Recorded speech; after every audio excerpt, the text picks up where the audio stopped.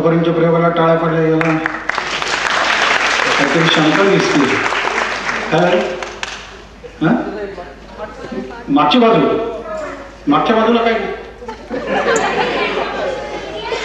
रेकॉर्डची मागची बाजू म्हणजे तुम्हाला सगळ्यांना वाटतंय पूर्ण रंगीत आहे तर मागणं काय आहे. बघा म्हणलं नव्हतं आपण पुण्यात दाखवू नका लोक हुशार आहेत म्हणून भगवान रेकडे